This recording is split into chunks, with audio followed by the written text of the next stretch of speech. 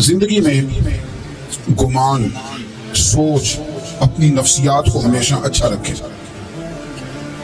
کبھی بھی اپنے آپ کو الجھاؤ کا شکار نہ ہونے دیں. جس آدمی نے سکون لینا ہے اس نے بھی یہاں سے لینا ہے، اپنے اندر سے. جس نے مطمئن ہونا ہے اس نے بھی خود بخود ہی ہونا ہے، اور جس شخص نے بے سکون رہنا ہے اس نے بھی خود بخود ہی رہنا. میرے نبی کریم علیہ السلام نے اپنے صحابہ کو مطمئن زندگیاں فراہم کی، اطمینان بخش رویے حضور نے دیے. آپ غور فرمائیں گے کہ غریب ترین صحابہ بھی جب کوئی ان سے پوچھتا تھا کیفیت کیا ہے تو وہ کہتے تھے الحمدللہ، اللہ نے ہمیں نبی کریم کا غلام بنا دیا.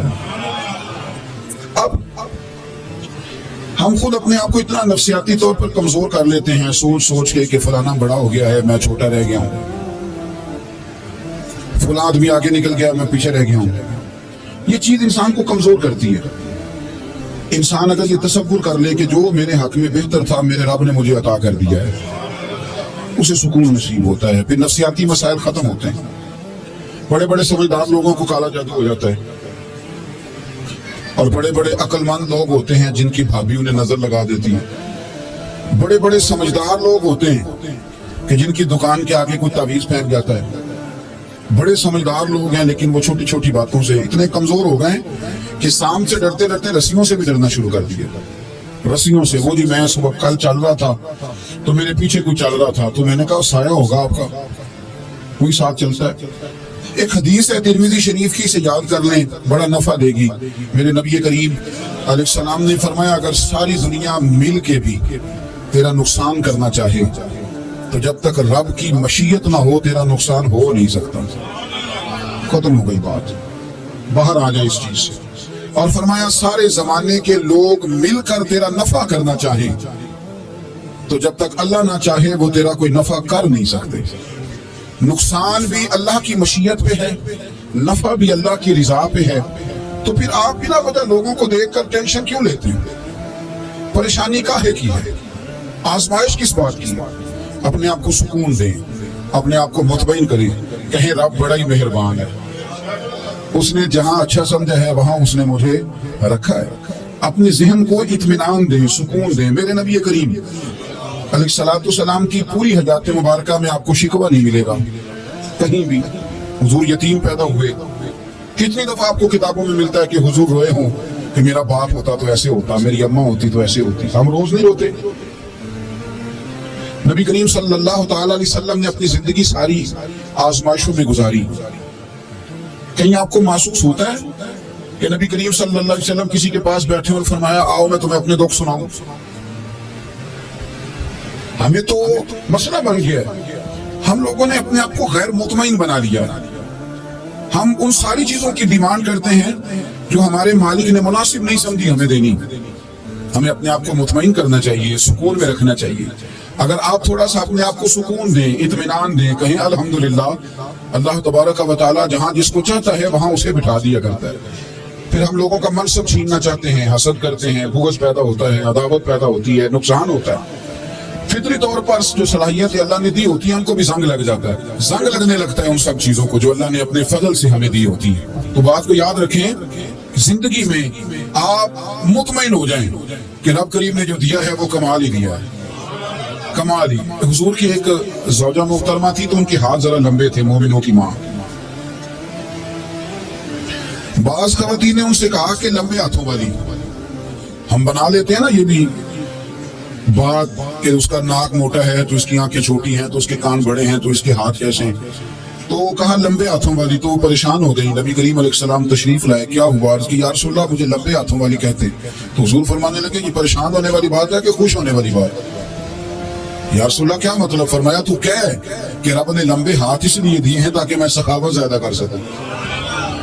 میں سخاوت زیادہ، یہ جو میرا چہرہ ہے نا، یہ جو آپ کا چہرہ ہے، یہ آپ کی چاہت ہے کہ اللہ کی؟ فی ای صورت ما شاء رکبک. اللہ فرماتے ہیں جیسے میں نے چاہا ہے ویسے تجھے بنایا ہے.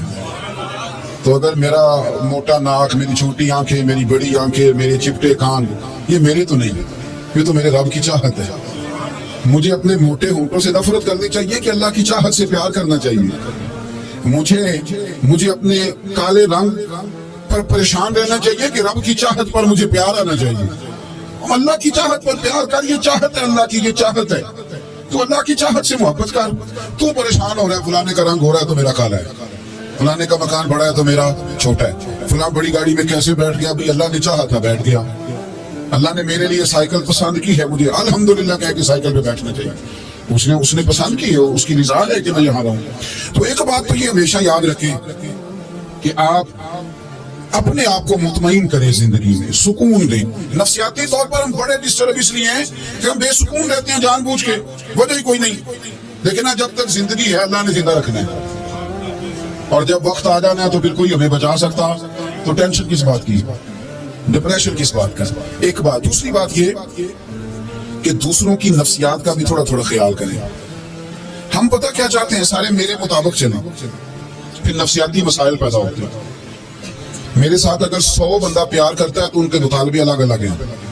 کوئی کہتا ہے جناب کو پیار ہی کرنا چاہیے، ہر ایک سے مسکرا کے ملنا چاہیے، کوئی کہتا ہے حضرت صاحب اتنا بھی پیار کریں تو لوگ نگل جاتے ہیں، تھوڑی ڈنڈی پٹی بھی ہونی چاہیے۔ دونوں قسم کے لوگ ہیں نا نہیں۔ ایک وہ شخص ہے جو کہتا ہے اتنا بڑا مجمع ہے تو 2 سیکیورٹی گارڈ بھی ہونے چاہیے۔ تیسرا کہتا ہے جی عجیب عجیب لگتا ہے، یہ گارڈ رکھے ہوں کسی بندے نے، کسی بڑے آدمی۔ تو یہ ہر بندے کا مطالبہ۔ اب آپ نے کیا کرنا ہے؟ آپ نے لوگوں کے مزاج کی رعایت کرنی ہے، جہاں تک آپ پیار کر سکے آپ نے کرنا ہے، جہاں تک محبت کر سکے آپ نے محبت۔ نبی پاک نا بچوں کے مزاج کا خیال کرتے، چھوٹے بچوں، حضور پاک سے گزرتے تو فرماتے السلام علیکم۔ ایک بچے نے نا حضور کے کپڑوں پر پیشاب کر دیا تھا، اس کی ماں پریشان ہو گئی، بخاری ہے، یا رسول اللہ وہ بچہ تھا پتہ نہیں چلا، تو نبی پاک فرمانے لگے کیا ہو گیا؟ وہ بچہ ہے، اللہ نے پانی پیدا کیا نا، ابھی اس پہ پانی بہائیں گے سب ٹھیک ہو جائے گا، وہ بچہ ہے۔ لیکن حاجی صاحب گھر میں بگڑ جاتے ہیں، پوتا اگر پیشاب کرتے ہیں، کہتے ہیں میں نماز پڑھنی ہوتی ہے، وہ بگڑ جاتے ہیں۔ پیر صاحب بگڑ جاتے ہیں اس بات پہ، علامہ صاحب بگڑ جاتے ہیں، سیٹھ صاحب کہتے ہیں پتہ ہی نہیں بچے نے پیشاب کر دیا۔ حضور نے فرمایا کہ بچہ بچہ ہوتا ہے، وہ چھوٹا ہے، اس کا ایک مزاج ہے، اس کا ایک مطالبہ ہے۔ اب آپ یہ کہیں کہ وہ بڑا مجھے پاک صاف سمجھتا ہے تو اس رویے سے میرے ساتھ وہ ملاقات کرے، آپ اس کے مزاج کی رعایت کریں گے۔ نبی کریم کے غلام کے بیٹے ہیں حضرت اسامہ بن زید، نواسوں کی بات نہیں سنا رہا، زید بن حارثہ حضور کے غلام تھے، ان کے بیٹے ہیں، چھوٹی عمر تھی، ناک بہ رہا تھا۔ ویسے دادا جی ناک صاف کر دیتے ہیں پوتے کا، ہو سکتا ہے وہ ڈانٹ دے کہ چل دوڑ جا کتنا گندا، اماں سے کہتا ہے ناک صاف کرے، چل نالائق۔ نانا بھی کہتے بھاگ جا، کیونکہ وہ حاجی صاحب نے وضو کرنا ہے، نماز پڑھنی ہے، تو ان کے قریب یہ چیز آگے تو بڑا مسئلہ بن جائے گا۔ نبی کریم صلی اللہ علیہ وسلم نے کہا عائشہ اسامہ کی ناک بہ رہی ہے، صاف کر دو۔ حضرت عائشہ کہتی ہے میں ذرا اٹھی کو کپڑا دیکھ لوں تو حضور جلدی سے اٹھے۔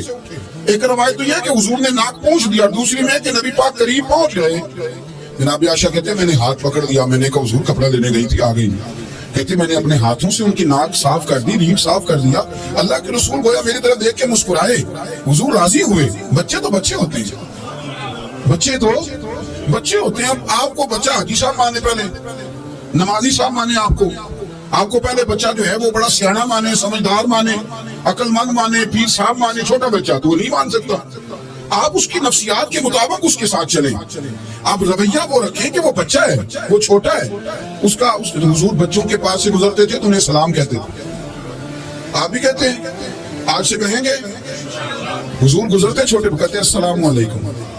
اور نبی پاک صلی اللہ علیہ وسلم کبھی کبھی نا بچے کھیل رہے ہوتے تو حضور بیٹھ جاتے، فرماتے یار میرے سینے سے تو لگو، حضور زمین پہ بیٹھ جاتے، بچہ یوں ہاتھ پہ، بچہ دوڑا آتا حضور کے سینے سے جب لگتا تو نبی پاک گر جاتے اور فرماتے اوئے ہوئے تم نے تو مجھے گرا ہی دیا ہے۔ یہ بچوں کے ساتھ آپ جو رویہ رکھیں گے وہ میٹھا ہوگا۔ اب آپ کہیں گے چونکہ اب میں ایک عہدے پہ ہوں، میں ایک منصب پہ ہوں، تو یہ آپ کی نفسیاتی کمزوری ہے۔ پھر کیا ہوتا ہے؟ بچوں کو ڈانٹ کے رکھا جاتا ہے، بے جا ڈانٹ ڈپٹ، بے جا سختی اور بے جا ان کے ساتھ رویے، اور ان کے ساتھ بڑی عجیب و غریب قسم کی جو ہے وہ ہماری جو ہے وہ گھٹن گیپ آ جاتا ہے بچوں کے درمیان۔ بچے، میں کہا کرتا ہوں، پھر بچے ہمیں دکھ نہیں سناتے، وہ پھر غلط آدمی کو دوست بناتے ہیں، پھر اس غلط آدمی کو اپنی بات بتاتے ہیں، غلط آدمی رازدار بن جاتا ہے۔ آپ ان کی نفسیات کے مطابق ان سے پیار کریں، انہیں ٹائم دیں، آپ دیکھیں یہ کیا سوچتے ہیں، کیا کہتے ہیں، کس طرح کا ان کا رویہ ہے بچوں کے ساتھ۔ پھر